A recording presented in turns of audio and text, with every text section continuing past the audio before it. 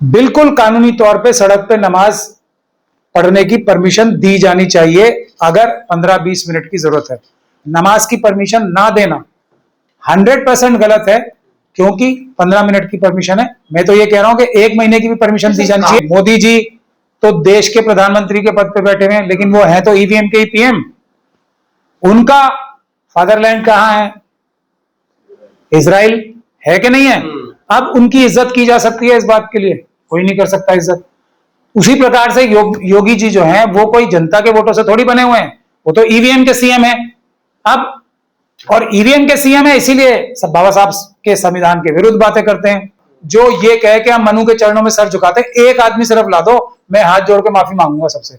एक आदमी, मोहम्मद साहब का जो मजहब हमें इस्लाम सिखाया गया है, वो जो मदनी साहब कहते हैं कि हम तो मनु को मानते हैं और मनु के चरणों में सर झुकाते हैं, और ये कहते हैं आओ सब मनु के चरणों में सर झुकाओ। एक मुसलमान ऐसा ला दो मोहम्मद साहब का मजहब मानने वाला, मैं हाथ जोड़ के माफी मांगूंगा। कॉकरोच है, उनका इलाज तो कोई कर ही नहीं पाया आज तक। वो तो अगर न्यूक्लियर बॉम्ब ही चलाया जाएगा तब भी बच जाएंगे, ऐसा माना जाता है। लेकिन जो कुत्ते और दूसरे इस प्रकार के जानवर हैं वो सबसे पहले मारे जाएंगे। तो बात बुनियादी यही है कि योगी जी को ये समझना चाहिए हवा किस तरफ बह रही है। आप समर्थन कर रहे हैं सड़क पर नमाज का?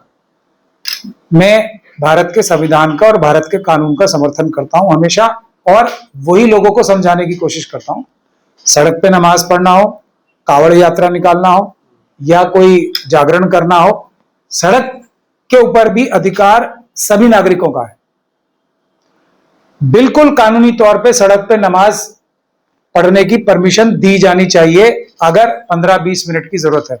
बिल्कुल, अगर डीएम साहब को ये लगता है कि 1-1.5 महीने की कावड़ यात्रा निकालने से किसी और को ज्यादा परेशानी नहीं होगी, या उसका कोई एक ऐसा रास्ता निकाल दिया जाए कि सड़क भी रुक जाए और सड़क पे बाकी लोग भी चलते रहें, तो बिल्कुल परमिशन देना उनकी जिम्मेदारी है, ड्यूटी है। परमिशन ना देना गलत है। नमाज की परमिशन ना देना 100% गलत है, क्योंकि 15 मिनट की परमिशन है। मैं तो ये कह रहा हूं कि 1 महीने की भी परमिशन दी जानी चाहिए। रात भर एक बार होती है ना, नमाज तो हर जुम्मे को होती है ना। सवाल ये भी तो है ना सर। सवाल क्या है? मालिक कौन है, और कावड़ यात्रा में कितना एरिया जाता है? मैं तो दोनों को देने के लिए कह रहा हूं ना। मैं तो जागरण होते हैं ना, यात्राएं निकाली जाती हैं, उनका भी हक है, कानूनी हक है उनको परमिशन मिलने का, बिल्कुल है, देना चाहिए।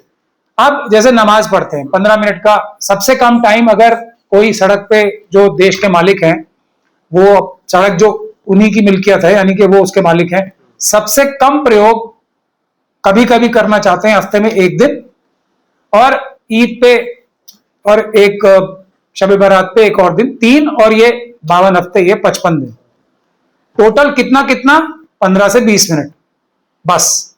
बिल्कुल उनको परमिशन मिलनी चाहिए। जो लोग परमिशन नहीं दे रहे वो गैर कानूनी काम कर रहे हैं, संविधान के विरुद्ध काम कर रहे हैं, खास तौर पे तब जबकि परमिशन पाना उनका अधिकार है और परमिशन वो दूसरे लोगों को भी देते हैं। ये बिल्कुल क्लियर बात है, और जो लोग इसका उल्लंघन कर रहे हैं उनका कानूनी इलाज होने का समय बहुत जल्दी आ रहा है। आप चाहते हैं रोड जाम रहे? नमाज से तो मेरे ख्याल से रोड जाम नहीं होते, लेकिन अगर जैसे कावड़ यात्राओं से जो धार्मिक यात्राएं निकलती हैं, रोड जाम भी होते हैं कुछ समय के लिए, कुछ घंटों के लिए, कुछ दिनों के लिए, तो वो बिल्कुल सड़क का जो कार्य है उसका एक कार्य ये भी। योगी जी ये कह रहे हैं ना, अगर ज्यादा लोग हो रहे हैं तो शिफ्टों में नमाज पढ़ लीजिए। अगर शिफ्टों से भी बात नहीं बन रही, जनसंख्या ज्यादा है तो जनसंख्या कम करिए। अब योगी जी की बात का मुझसे जवाब दिलवाते हो, मुझे बड़ा दुख होता है। आप सब लोग भी ऐसे लोगों की बातों का जवाब। सर, सबसे बड़े सूबे के मुख्यमंत्री आप देखिए, मोदी जी तो देश के प्रधानमंत्री के पद पे बैठे हुए हैं, लेकिन वो है तो ईवीएम के ही पीएम। उनका फादरलैंड कहां है? इजराइल है कि नहीं है? अब उनकी इज्जत की जा सकती है इस बात के लिए? कोई नहीं कर सकता इज्जत। उसी प्रकार से योगी जी जो हैं वो कोई जनता के वोटों से थोड़ी बने हुए हैं, वो तो ईवीएम के सीएम है। अब और ईवीएम के सीएम है, इसीलिए सब बाबा साहब के संविधान के विरुद्ध बातें करते हैं। मैं यही बता रहा हूं कि क्या कर ले या नहीं कर ले, सड़क पे भी जब नमाज पढ़ी जाती है तो एम्बुलेंस का रास्ता छोड़ के पढ़ी जाती है। अगर किसी को इमरजेंसी है, 15 मिनट के लिए भी वो इमरजेंसी भी उसका भी रास्ता छोड़ के पड़ा जाता है। योगी जी को कोई नमाज पढ़ने से प्रॉब्लम नहीं है कि हिंदू मुसलमान करो, ये चाइना और पाकिस्तान की एस्टेब्लिशमेंट, फादरलैंड की एस्टेब्लिशमेंट ही मोदी जी, अमित शाह जी और योगी जी को सिखाती है। इससे फायदा क्या हो रहा है, किसको फायदा हो रहा है? पाकिस्तान की इकोनॉमी कहां जा रही है पता है आप लोगों को? आज भारत से ज्यादा फॉरेन डायरेक्ट इन्वेस्टमेंट आ रही है, अब पाकिस्तान की तरफ रुख कर रही है। यही साजिश आरएसएस और बीजेपी वाले कई सालों से कर रहे थे, हिंदू मुसलमान कर करके उसमें वो कामयाब हो गए। पाकिस्तान को फायदा पहुंचाने में, चाइना को फायदा पहुंचाने में ये लोग कामयाब हो रहे हैं। बड़े बड़े मौलाना, बड़े बड़े तंजीमों ने तो समर्थन कर दिया कि ठीक है जी, हम सब पर नमाज नहीं पढ़ेंगे। कोई भी मौलाना का मतलब होता है बहुत समझदार व्यक्ति। ये कह ही नहीं सकता, कभी नहीं कह सकता। जो कह रहा है वो उलमाए सू है। पहली बात, उलमाए सू का मतलब जो मुस्लिम कम्युनिटी के लोग हैं वो समझते हैं कि दुनिया में अगर सबसे बुरा किसी को, जो हमारे धर्म में जो रसूल अल्लाह मोहम्मद साहब ने जो धर्म सिखाया है, अपना कोई इस्लाम धर्म बना के कुछ और करना चाहता है, उसको भारत के संविधान ने, बाबा साहब के संविधान ने इजाजत दे रखी है। उनका संविधान है, वो उनका धर्म है, कोई और है वो, लेकिन वो मोहम्मद साहब का धर्म नहीं है। बिल्कुल उनको इजाजत है वो अपना नया धर्म बनाए, जिसको राष्ट्र वो बनाए पशु, जिसको जो भी करना है वो करें। मस्जिदों में नमाज पढ़े या ना पढ़े, बहुत सारे लोग, अभी एक दिल्ली में इंडिया इस्लामिक कल्चर सेंटर में बहुत बड़ा फंक्शन भी हुआ था, वहां तो उन्होंने एक रेजोल्यूशन टाइप इस तरह से भी बातें की हैं कि मस्जिद की जरूरत ही क्या है, मस्जिदें तोड़वा दो सारी, दे दो, ये उनका धर्म है ना, उनको अलाउड है, बाबा साहब ने तो बनाया ये एक संविधान। ऐसा भी कोई लोग कह सकते हैं कि हम एक अलग तरह का इस्लाम बना रहे हैं जिसमें मस्जिदें तोड़ देनी चाहिए सारी, ऐसी बातें तो कर रहे हैं ना, फैजान मुस्तफा कर रहे हैं, वो भी तो मुसलमान बताए जाते हैं, लेकिन वो ये वाले मुसलमान नहीं है जो रसूल अल्लाह ने मजहब सिखाया है, वो कोई और मुसलमान है, उनकी इजाजत है। फैजान मुस्तफा आसिफ से जुड़ गए मतलब आसिफ क्या है वो? ये सारे जिनके नाम ले रहे हैं, उलमा सू, मोहम्मद, ये महमूद मदनी, अरशद मदनी, ये सब जो उसमें थे, सलमान खुर्शीद साहब, ये महमूद मदनी तो थे ही ना उसमें, मस्जिदें तोड़वाने के लिए बोल रहे थे मस्जिदें तोड़ दो सारी, क्या फर्क पड़ रहा है? और हम तो बाबरी मस्जिद का भी केस जीत गए, ये बोला है उन्होंने, अभी बोला है, पिछले 10 दिन पहले बोला है। ये सब लोग आरएसएस के मेंबर्स हैं। असदुद्दीन अवैसी क्या है? आरएसएस के मेंबर है। बट ये कोई बुरी बात थोड़ी है, उनको आरएसएस पसंद है, वो आरएसएस के साथ हैं। बाबा साहब ने इजाजत दी है इसकी भी, हालांकि बाबा साहब ने मना किया है अम्बेडकर वादियों से कि आरएसएस के लोग सब बदले तो बड़ा दिल दिखा रहे हैं ना, देखिए दूसरे को भावनाओं को ठेस नहीं पहुंचा रहे, उनका सम्मान कर रहे हैं। अगर कोई गाय माता को गाय माता मानता है, गाय तो अच्छी बात कह रहे हो। तो देखिए कि गाय की कुर्बानी है, आपको तो सम्मान करना चाहिए अरशद मदनी जी का। मैं सम्मान उनका तब करूंगा, एक तो उनकी हैसियत क्या है ये वाली बात बोलने की, कौन है वो? अपने जो बेचारे उनके तालिब इल्म हैं, स्टूडेंट्स हैं, जो उनके एक तरीके से उनके अंडर काम करते हैं, उनके संगठन के लोग हैं, उनको बुला के एक मतलब इकट्ठा करके और उनसे जय जयकार हाथ खड़ा करके करवा के, वो है कौन पहले तो ये बताओ? सब पूरे देश के मुसलमान मान रहे हैं उनकी बात, देखिए। अच्छा, मुझे कौन से, जो एक आदमी ऐसा बता दो जो मुसलमान हो, मजहब मानने वाला, जो मोहम्मद साहब का मजहब मानने वाला हो, जो ये कहे कि हम मनु के चरणों में सर झुकाते, एक आदमी सिर्फ ला दो, मैं हाथ जोड़ के माफी मांगूंगा सबसे।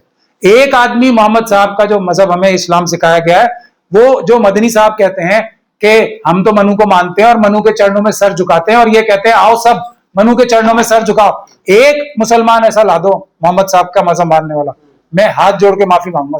मैं ये अरशद मदनी साहब, अरशद मदनी ने गलत अपील करी है सरकार से कि राष्ट्र, अरशद मदनी को एक वो कार्यकर्ता है आरएसएस के, उनको एक डायरेक्शन आया नागपुर से कि आपको ये बोलना है, उन्हें वो बोलना है, वो बोल दिया उन्हें, उनको मतलब भी पता है, उनको जो वो बोलते हैं उसका मतलब भी पता है। जैसे मोदी साहब को कुछ पता है, वो कुछ भी बोलते रहते हैं, नाली में से गैस बना देते हैं, ये सब बातें ऐसे ही। अरशद ये भी कार्यकर्ता है, वो भी कार्यकर्ता है, इनको पता थोड़ी है कुछ। अगर वो बड़ा दिल दिखाते, अगर उनका दिल बड़ा ही हो गया, तो जो वो साफा ले रखा है ना उन्होंने महंगे वाला, और जितने वो खाने पीने पे अपने खर्च करते हैं पैसे, और जितना उन्होंने माल जुटा रखा है, एक दिन हिसाब तो होना ही सबका। वो बाकी सब लोगों में जो हमारे शेड्यूल कास्ट कम्युनिटी के लोग हैं, शेड्यूल ट्राइब कम्युनिटी के लोग हैं, गरीब लोग हैं, उनको अपने सारे पैसे दे देना, दिल बड़ा वहां दिखाएं, ये उनका लेना नहीं देना नहीं, जबरदस्ती तालीम दे रहे हैं, वो कितना अच्छा काम कर रहा है। उनको पूछ कौन तालीम दे रहा है? अरे सर, अरशद मदनी जी तालीम नहीं देते हैं, वो ये तालीम है? कितना बड़ा वो वहां पर आरएसएस में वो चलाते हैं। आरएसएस की तालीम देना कोई तालीम है? आरएसएस की तालीम देश को तोड़ने की तालीम है, वो तालीम दे रहे हैं, वो तो देते रहे जितनी मर्जी देनी। तो आप उनकी बात से सहमत नहीं है? मैं उन्हें आरएसएस का मेंबर मानता हूं, बाबा साहब डॉक्टर भीमराव अंबेडकर ने और हम सब लोगों ने ये तय कर रखा है कि आरएसएस के किसी भी व्यक्ति से बात भी नहीं करनी है। सहमत क्या होना है? उनकी अलग लाइन है, वो पाकिस्तान चाइना के जो रास्ता है जो भारत को कमजोर करने का, हिंदू मुसलमान करना, उनका वो काम है। हमारा काम है ऐसे लोगों को पकड़ के जेल भेजना। समय समय की बात है, अभी हमारा थोड़ा कॉकरोचों का टाइम आ नहीं रहा है, थोड़े दिन में आ जाएगा तो हम बता देंगे इनको सब।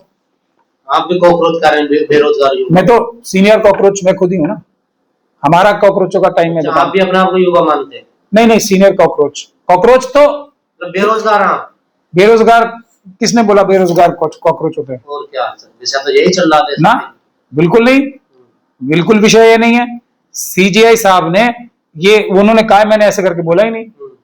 ये तो कुछ लोगों ने उनकी बात तोड़ मरोड़ के ऐसे पेश की है, लेकिन हम लोग तो ये सीजीआई साहब के पहले से ही हम मान रहे हैं ना, हम तो हैं कॉकरोच, आज से थोड़ी हैं, हम तो बहुत दिनों से कॉकरोच हैं। लेकिन उसका मैंने वजह बता रखी है, कॉकरोच वो हैं जो परमाणु बम में भी बचेंगे, कुत्ते नहीं बचेंगे। ऐसे फतवे जारी हो रहे हैं तो क्या वो गलत कर रहे हैं उस काम?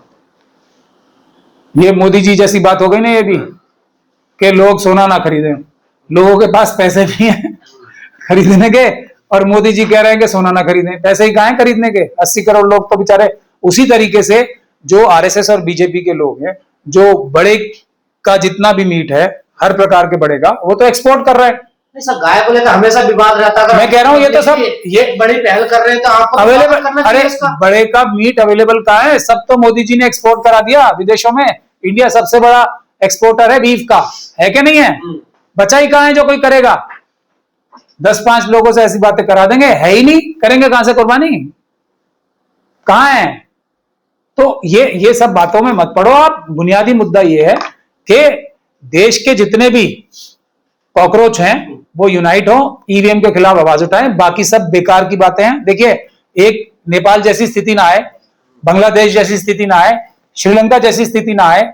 दूसरे देशों में जो इस प्रकार की स्थिति आ रही है ना, जब लोग सत्ता पक्ष से नफरत करने लगते हैं, नफरत मतलब दिल की गहराइयों से, बस नहीं चल रहा क्या करें आरएसएस और बीजेपी का, और साथ के साथ विपक्ष से नाराज हो जाते हैं। विपक्ष से हमारा सारा देश नाराज है। फर्क सिर्फ इतना है, आरएसएस बीजेपी से पूरा देश नफरत करता है, विपक्ष से बहुत ज्यादा नाराज है, क्योंकि विपक्ष जो है इनको हटाने में कामयाब नहीं हो रहा। बाबा साहब डॉक्टर भीमराव अंबेडकर ने जो एक वोट का अधिकार देके ये ताकत दी थी सबको कि अगर सत्ता पक्ष में बैठे लोग बेईमान हो जाएं, देश को लूटने लगे, तो वोट के माध्यम से कान पकड़ के उस सरकार को हटा के किसी दूसरी सरकार को लाओ। ये अधिकार ईवीएम के माध्यम से छीन लिया है। कोई भी आंदोलन हो रहा है कॉकरोच जनता पार्टी का या किसी का भी, वो आंदोलन मैं सही तभी मानूंगा जब पहला मुद्दा हो एक कि हम बाबा साहब के दिए हुए वोट के अधिकार से सत्ता को बदलने की ताकत रखें। उसकी कोई बात नहीं करता तो मैं किसी मुद्दे को बड़ा नहीं मानता। जनता पार्टी का भी आप आलोचना कर रहे हैं, विरोध कर रहे हैं। हर वो व्यक्ति जो सबसे पहले सबसे बड़े मुद्दे को, एक वोट के अधिकार को, बाबा साहब की सबसे बड़े जो दवाई है देश के लिए, सरकारें बदलने की, सरकारों को डरा के रखने की जनता के द्वारा, वो उसको निष्पक्ष चुनाव कराने के लिए जो सबसे पहले कार्य नहीं करता, मैं उसे समझदार नहीं मानता, मैं उसे ऐसा व्यक्ति नहीं मानता। इससे क्या होगा? इस आंदोलन से होगा क्या? जनता तो पहले ही नफरत कर रही है ना, इसीलिए तो इतने लोग एकदम से इस कॉकरोच जनता पार्टी के मेंबर बनने लगे। क्यों? क्योंकि ये नफरत है उनकी। एक सुराग मिलता है, पूरी सुनामी आ जाती है। मगर इस सुनामी को जनता की, हमें कोई देश में एनआरकी थोड़ी करानी है, बांग्लादेश की तरह, नेपाल की तरह, दूसरी जगहों की तरह। हमें उसको चैनलाइज करके ईवीएम को हटाना है, पेपर बैलेट को लाना है। पेपर बैलेट से सरकारें बदलने की ताकत, बाबा साहब की दी हुई सरकारें बदलने की ताकत वापिस आ जाएगी। जिस सरकार से जनता नाराज होगी, नफरत करने की वो टाइम नहीं आएगा, नफरत करने की जरूरत ही नहीं पड़ेगी। सरकार का कान पकड़ेगी, हटा देगी, दूसरे को लाएगी, दूसरा वाला डरेगा कि भाई हमें भी कान पकड़ के हटा देंगे। ये निष्पक्ष चुनाव कराना इस देश का सबसे बड़ा, हर प्रॉब्लम का, करप्शन का, बेईमानी का, रिजर्वेशन के खिलाफ जो साजिश हो रही है, सब जो SC/ST के सब प्लान में चोरी हो रही है, सब प्रकार की करप्शन खत्म करने का सबसे अच्छा रास्ता है इलेक्टोरल रिफॉर्म्स। उसमें सबसे महत्वपूर्ण बात यह है कि पेपर बैलेट से चुनाव होने चाहिए। अभी तुलसी गबार्ड है ना अमेरिका में, आप जाके देखो उन्होंने क्या रिपोर्ट पेश की है। उनको इस्तीफा देना पड़ रहा है किसी और वजह से, लेकिन उन्होंने ये कहा है कि उनकी रिपोर्ट में यह लिखा हुआ है कि अमेरिका भी ईवीएम के माध्यम से दूसरे देशों की सरकारों को अपनी मनमर्जी की सरकारों को लाने की कार्य करता रहा है, ऐसा उन्होंने इल्जाम लगाया है ईवीएम के माध्यम से। और इसीलिए ईवीएम को यूनाइटेड स्टेट्स ऑफ अमेरिका से खत्म करने की रिपोर्ट तुलसी गबार्ड ने दी है। बताओ और क्या क्या सबूत चाहिए आपको?